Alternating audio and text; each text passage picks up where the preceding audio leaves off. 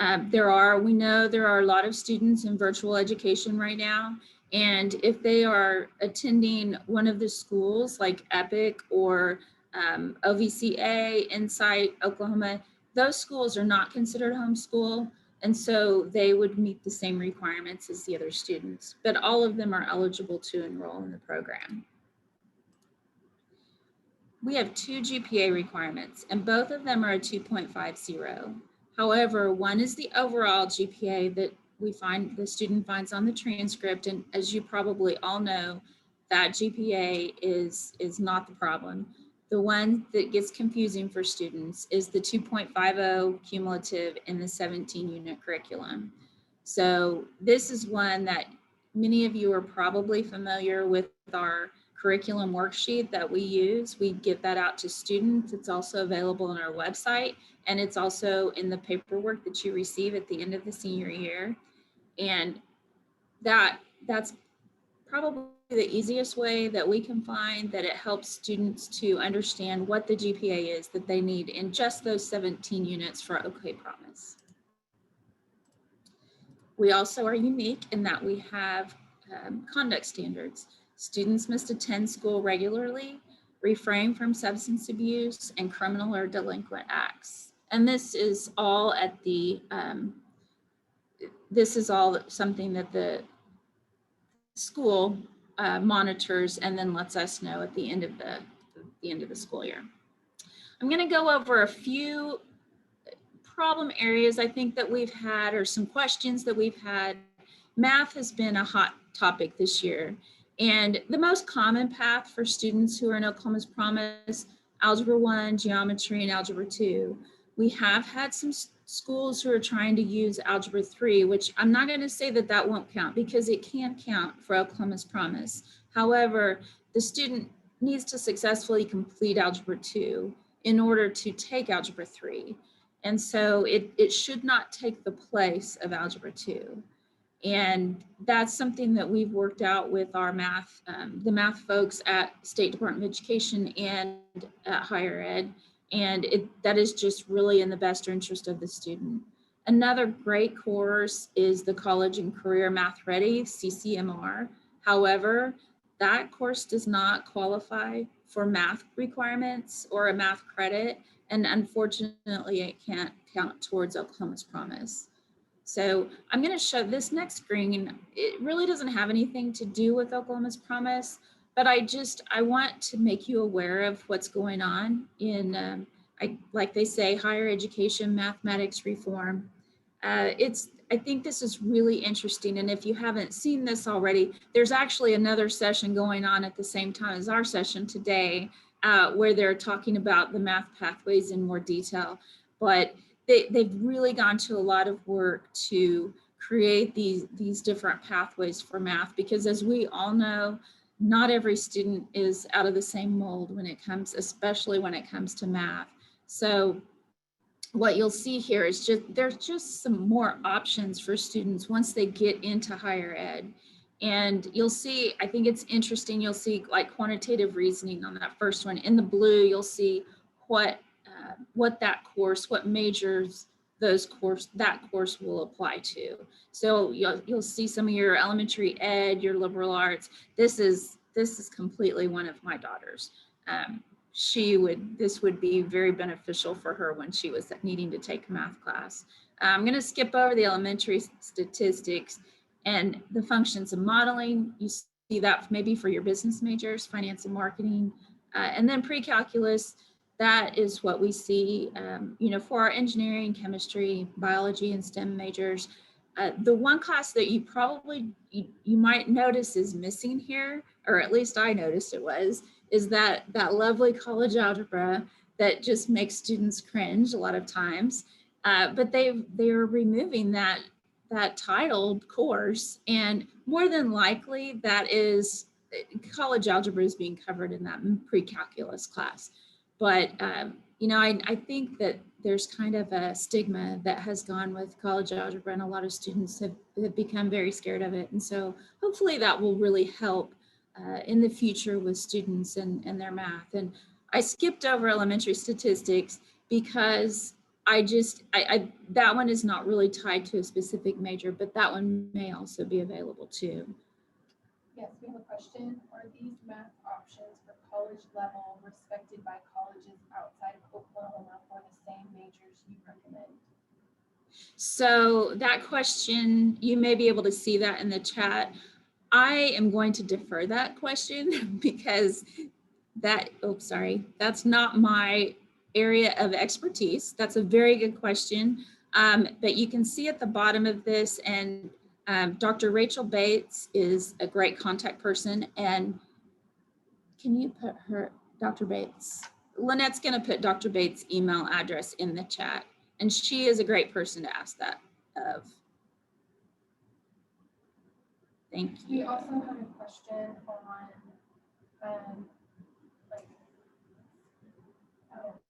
okay, it says, what if the three maths for high school are Algebra 1, Geometry, Trig/Pre-Calc?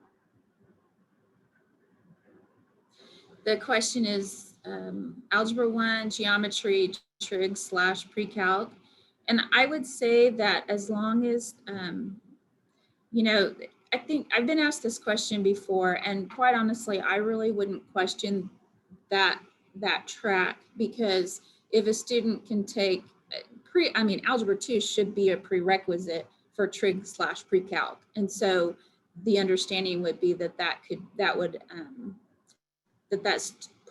student has the understanding of Algebra 2. So I would say that as far as Oklahoma's Promise is concerned, I would be fine with that. I'm glad that question was asked, because that also reminded me, I'm going to go back a slide here.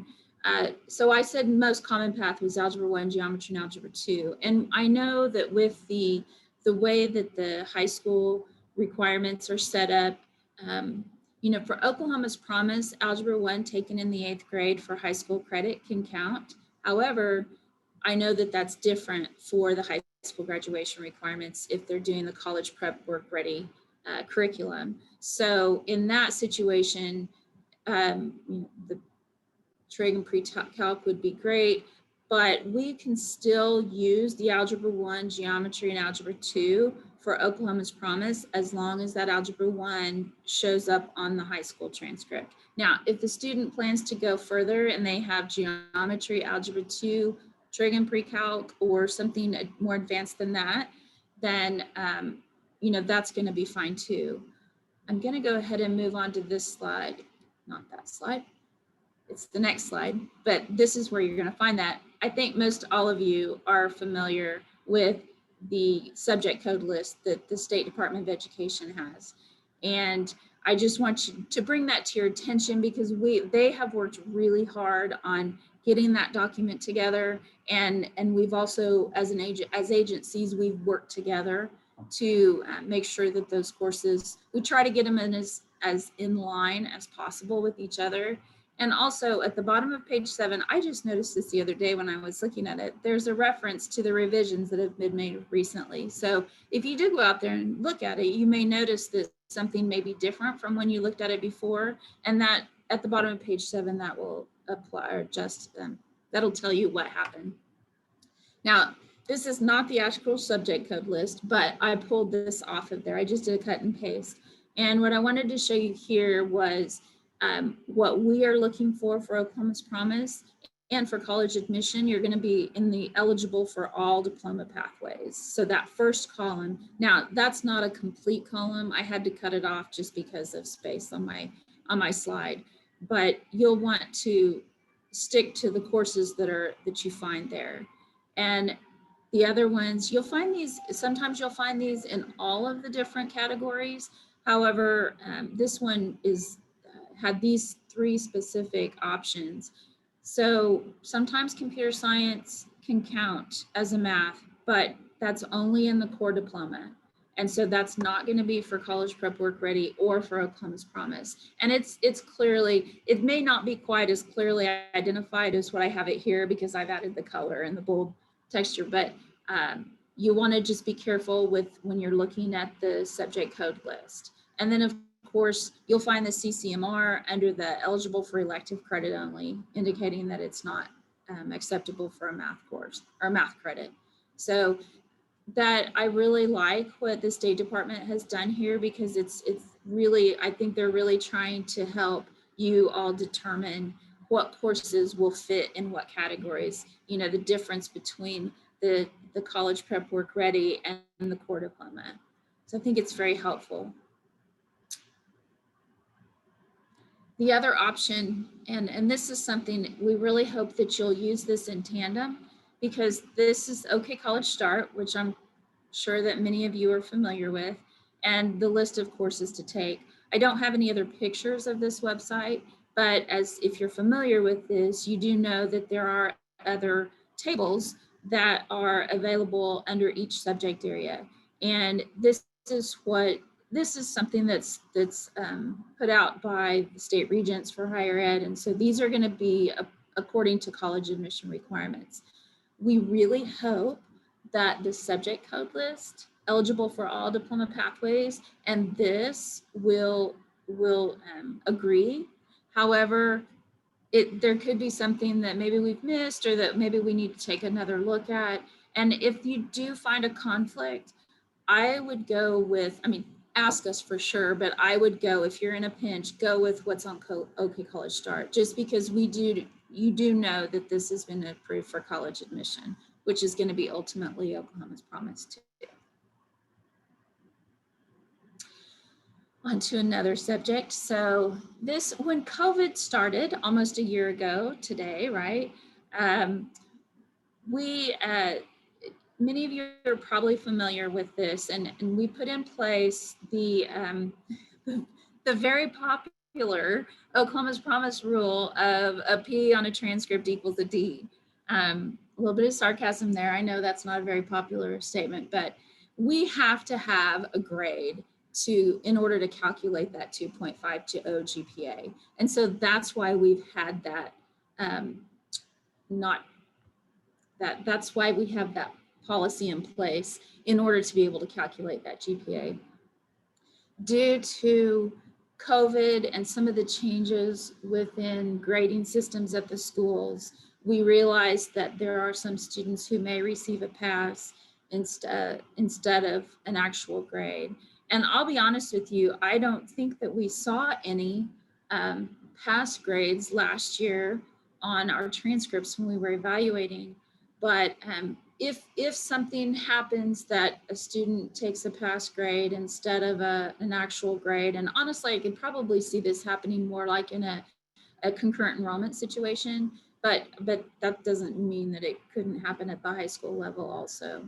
The course will still count towards the Oklahoma's Promise curriculum. However, we won't use the grade towards the 2.50 GPA. I think that, the other important thing I want to say is that it only applies to COVID time. So it will apply to this full school year, but likely, and we haven't made a decision yet, but likely it will go back to the original policy of pass equals a D, probably in the next fall semester. Don't quote me on that, because we'll kind of wait and see how things are going and what happens with the schools. But it's not, so if a student took a class back in their freshman or sophomore year and they're seniors right now, that the P equals D will still apply to them, because that's not during the COVID time. So I hope that's not confusing. And we need you. We always need you. You know that. We rely on you, counselors, and we appreciate you guys so much. But and I think many of you may be participating in the FAFSA completion project, but with the changes that were made to Oklahoma's Promise several years ago by implementing the $100,000 each year of college, we really need them to file the FAFSA. And many of them do.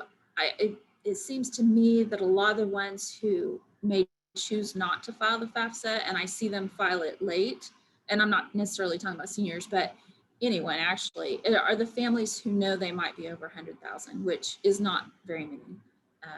But then there are also maybe some students who don't think they can file the FAFSA. And in that situation, we just always refer them to the financial aid director, because they'll let them know what situation, they can tell them the situation that they're in, and they can let them know what their options are. Oh, and you probably already remember this, of course, but I always like to throw that in there. Every year, October 1st is when that FAFSA is going to open, and the earlier they apply, the more opportunity they have for possible financial aid. I will say that the date that they apply, as in regards to Oklahoma's Promise, it doesn't have any bearing on that. However, it's always a good idea just so they don't forget.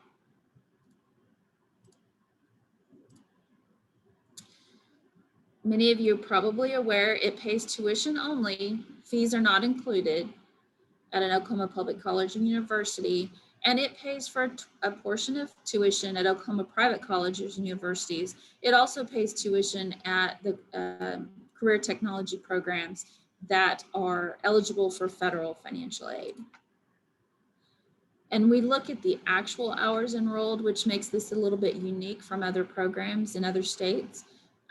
Many of them, they pay a flat rate, and we always recommend full-time enrollment, but we don't require it, because there are circumstances where a student may not have all the classes that they need, especially when they get into that senior year, or they just need 9 hours to graduate, or life happens sometimes and they're not able to do the full-time enrollment. So that seems to be helpful to students. And I would say the vast majority, 89% of our students still enroll full-time, which is great.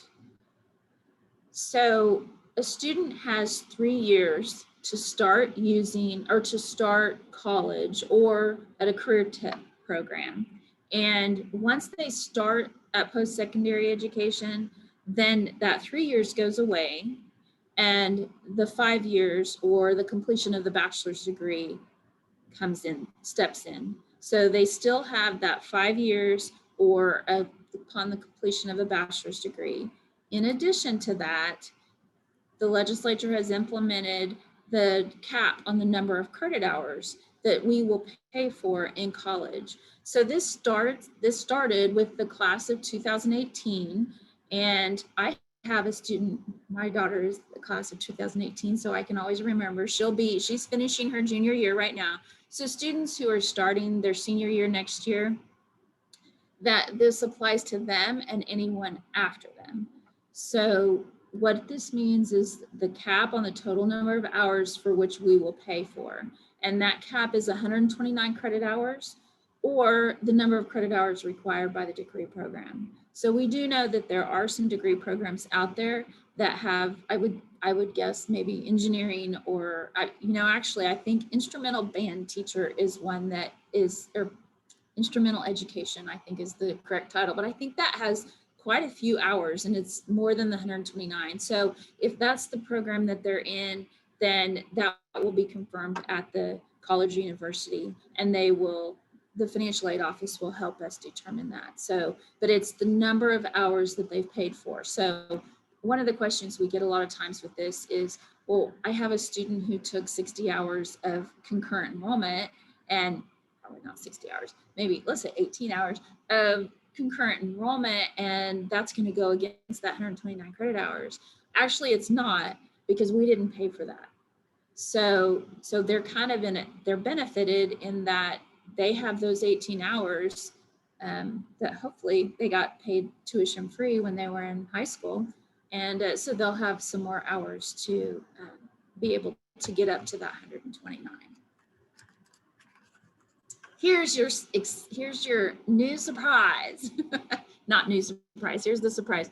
And this may not be a surprise because this actually was passed in the legislature several years ago, but it will be implemented in this coming school year, 2021, 2022. So the initial income limit will be increased from 55,000 to 60,000, which may not seem like a huge amount.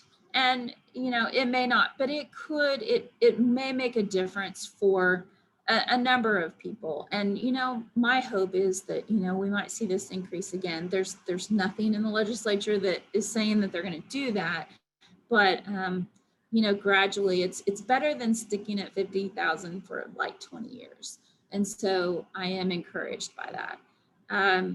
Now, what I will say though, is it is very likely that you are going to have someone who is in a junior or senior next year in the 21-22 school year, and they're going to come to you and ask, can I get in because the income limit changed? And unfortunately, that they won't be able to, because this applies in the 21-22 school year, and they have to be in the appropriate grade level at that time. So I think that's actually the end of my session. There is our contact information. This is our, many of you are familiar with this email address, but the reason I share this with you is because this is one that is monitored all the time, and it doesn't go to someone who might be on vacation. And so this is a great one to use. If you do want to reach me personally, that's fine. It's just C. Alexander with that same extension on there. So Lynette, and I'm going to leave that up for a minute. Lynette and I are actually going to trade places, and she is going to she's going to come and share her information. So sorry. There we go. And while you're sharing, there are no questions in either chat. Thank you.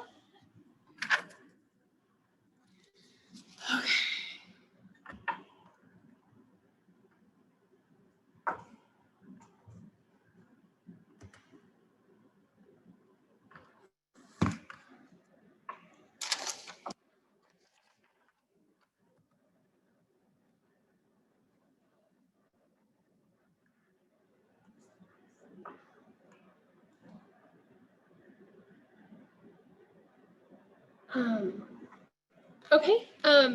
Again, my name is Lynette McMurtry, and I am the Scholarship Programs Coordinator at the State Regents, and I administer several of our smaller scholarship programs. Today, I'm going to talk with you about the Academic Scholars Program, the Regional University Baccalaureate Scholarship, the Francis Coop Parsons AT&T Pioneers Memorial Scholarship, and the Tulsa Reconciliation Scholarship Program. So first off, I want to talk with you about the Academic Scholars Program. This is often confused with the Oklahoma Academic Scholar recognition by the State Department of Ed, but just keep in mind that these are separate programs. Ours is a scholarship program. The Academic Scholars Program was established in 1988. It is one of our two merit-based scholarship programs. It is open to high school seniors planning to attend any Oklahoma college. Students can qualify for the Academic Scholars Program in 5 different ways. The first 4 avenues are ways that students can automatically qualify for the program. So if a student receives designation as a National Merit Scholar or a National Merit Finalist by the National Merit Scholarship Corporation, or receives a designation as a Presidential Scholar by the U.S. Department of Education, or scores in the top 0.5% on the ACT or SAT, they are automatically eligible for the scholarship program. We do require that students complete an application and send that into our office, but all students that automatically qualify and enroll, the fall semester immediately following high school graduation in an Oklahoma college will receive the scholarship. The last way to qualify for the scholarship program is by being selected by one of our public colleges or universities as an institutional nominee. Our public colleges and universities are authorized a limited number of slots each year by the state regents. So this is a chart that our public colleges and universities must use when selecting their institutional nominees. So this table is just the minimum requirements that a student must meet to enter as an institutional nominee. So if you have some high performing students, but they don't automatically qualify for the program, you may want to look at this chart. It is different based on the type of institution. You'll see our research universities, which that would be like OU or OSU, regionals, any other four-year universities, and then obviously our community colleges. But if you have a student that meets this minimum criteria, you may want to talk with them and have them check with the institution they're interested in attending to find out how to be considered for an institutional nominee award. Before I jump into the details of the Academic Scholars Program, I want to talk with you about the change that we had for this this coming year. We amended our policy to allow for ACT superscoring, and that's because in 2019, ACT had announced that effective September 2020, it would officially recognize a superscore for each tester based on the highest subject scores from any test the student had taken. So in response to this, our policy was revised to allow for superscoring beginning September 1st, 2020. So this change allows our Oklahoma public colleges and universities to utilize a superscore when selecting their institutional nominees for the program. And it also allows students to utilize their superscore to meet the ACT score requirement to automatically qualify for the program. So those students that are scoring in the top 0.5% on the ACT. So just for any of those that may not be familiar with superscoring, this is just an example. You can see that this student took the ACT 3 times on in April, in June, and in September. So you see they received the highest English subject score in June, and then the highest math score in September, the highest reading score in April, and the highest science subject score in June. And if they were just to use a single subject area test, they would have, you see on all 3 tests, they achieved a 34 composite. But if you take their super score, so again, the highest subject area, from multiple tests, the student ends up with a 35 composite score. Just a side note, I have added the last column because for students to automatically qualify by scoring in the top 0.5% on the ACT, we do not utilize the composite score. We actually require a sum total of the 4 subject areas. So I've totaled them, for you. And you can see that with a single test, the student wouldn't meet our current requirement for current high school seniors to automatically qualify based on their ACT score. Their 4 subject areas would need to total 138.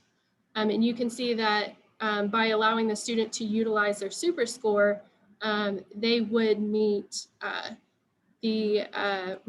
they would automatically qualify for our program based on their ACT score. Are there any questions on ACT scoring? No questions. Okay. Right. So our institutional nominees receive slightly less. The cash award at a research university, which again is like OU and OSU, they would receive $3,200 for the year, $2,400 at our regional universities, and $2,200 at our community colleges. The automatic qualifiers, again, that's your National Merit finalists, National Merit scholars, your presidential scholars, and then your students that had scored in the top 0.5% on the ACT or SAT.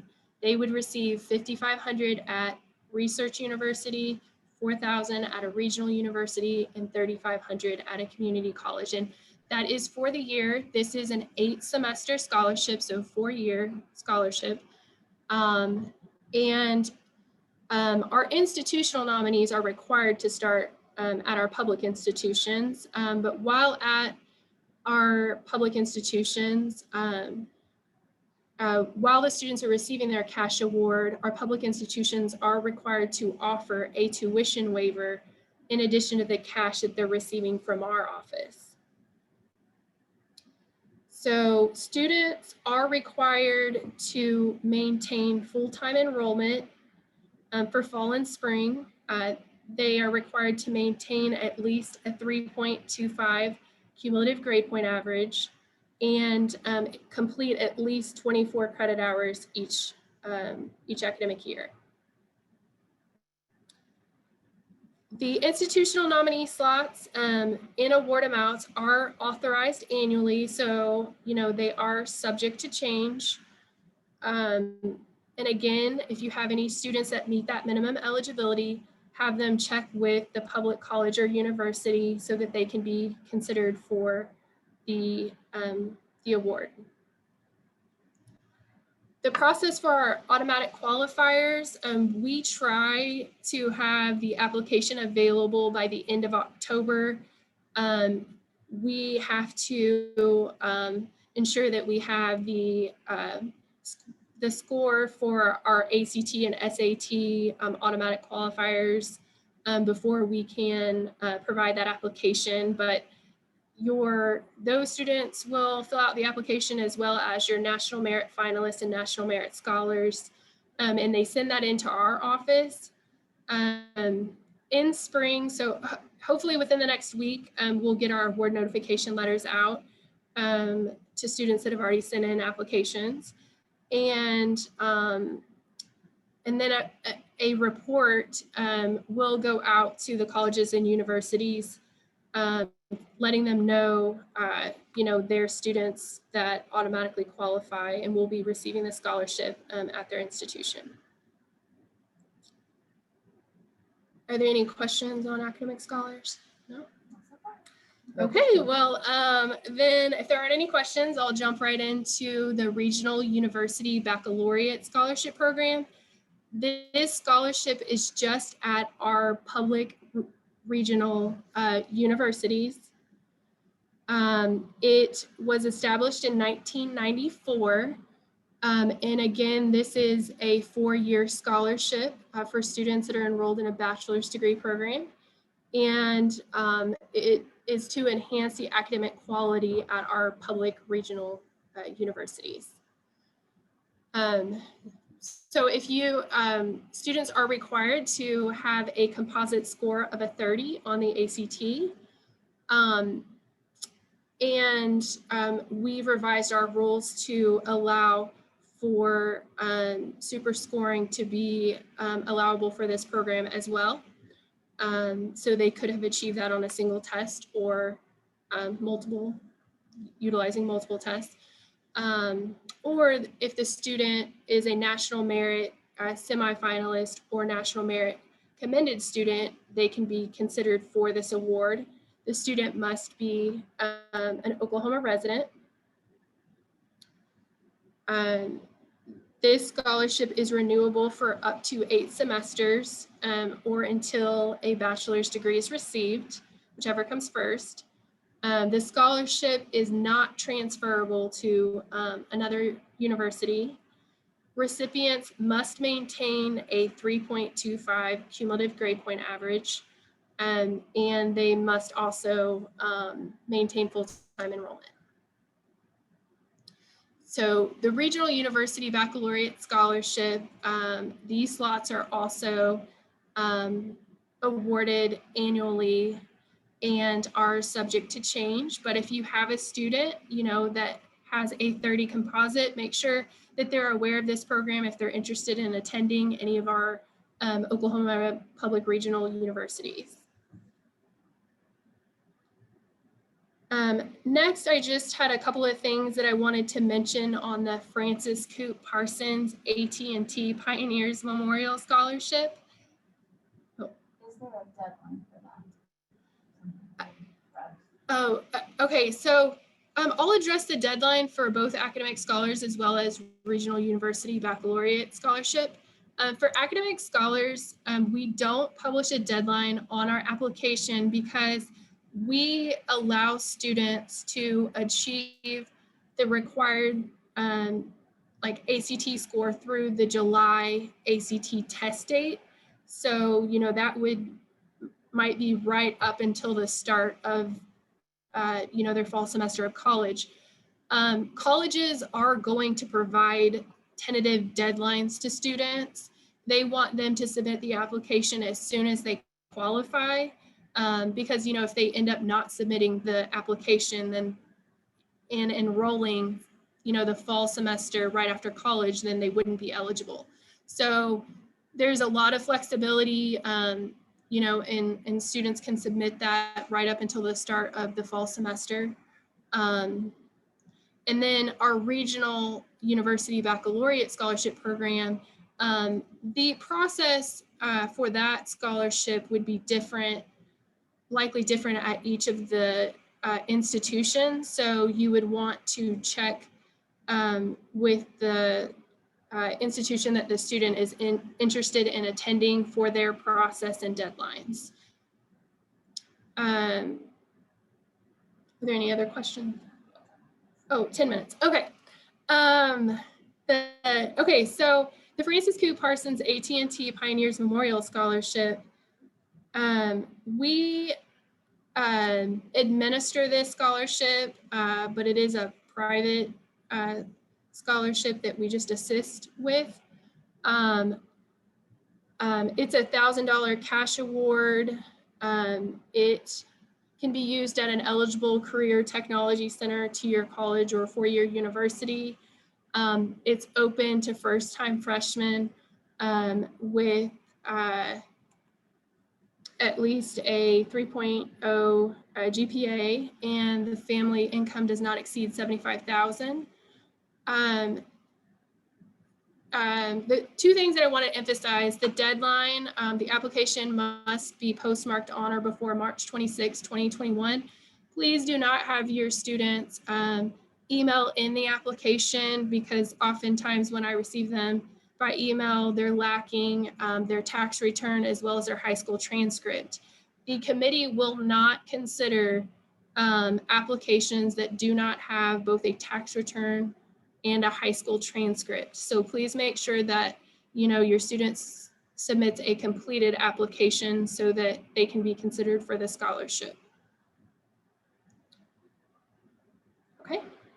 And lastly, I want to talk about the Tulsa Reconciliation Scholarship Program. This scholarship is only at our Tulsa public schools, but I don't get an opportunity to share this scholarship, and I'm hoping that there's someone from Tulsa public schools, or at least that can go back in and review the session. So the intent of this scholarship is to preserve awareness of the history and the meaning of the civil unrest that occurred with the Tulsa race riots. And so this scholarship should recognize students whose character and conduct contribute to greater communication and understanding between persons of diverse backgrounds. So this award is a one-time $1,000 cash award, and each Tulsa Public High School is asked to nominate 2 senior students for this award. And as long as those students meet the minimum criteria, which is a taxable family income not to exceed $70,000, and they attend a public high school, the student will receive the scholarship. So we're not selecting out of all the students, that are nominated. We are offering the scholarship, to students at every Tulsa public high school. This application will go out shortly by email to our Tulsa public school counselors. And the deadline this year for this scholarship application will be May 7th of 2021. Do we have any? Someone was asking where they find the application for the Francis Coop Parsons. So in the past, the Francis Coop Parsons have AT&T Pioneers Memorial Board have posted it on their site, but I noticed that it's not up. We did send it through the OK Promise listserv and Lisa Nelson's listserv as well. And she's offered to do that again. Okay. And, but I noticed if you Google it, a school has put a PDF copy of the most recent application online. I would be happy if you email me as well to send you the application. But yeah. Someone has posted a link To the application? sr.amazon. Yeah, that was where I found the most recent application as well, and it is accurate. We don't place it on our site because, again, it's not a state regent scholarship. It's one that we agreed many years ago to assist in the administration. So, but your email will be coming out, so they can also. Oh yeah, absolutely. And Lynette, I went ahead and just sent it. I'm going to send this out to on the student prep listserv about the Okay. Francis Coop. So if they check their email here in about 3 minutes, they should receive it. Okay, that would be great. We have received quite a few applications so far, so I really appreciate you guys getting the word out. We want to see students receive the scholarships, and so it's exciting. Yeah, we have time for a few more questions. If anybody wants to send those to the chat. Someone says she's a new. Oh, I see a question for our listserv. Marta, I'm going to send you our email address to be able to get on our student prep listserv. So I'll put my email address in the chat. Sorry, girls. Okay, I see that there's a question about how many students are awarded the Francis Coop Parsons AT&T Pioneers Memorial Scholarship. So usually we have about 7 students that receive the scholarship, but in the past they have passed it off to another chapter, and we've had as many as probably close to 18 students, 15 to 18 students awarded the scholarship. Someone wants to know how they're able to access our PowerPoint. We will try to put that on the FAFSA app, or we'll get it to for counselors on the conference people, and they'll do that. Yeah, we will make sure that we get the presentation to the conference staff or on the HUVA app, so that it is available for you to utilize later.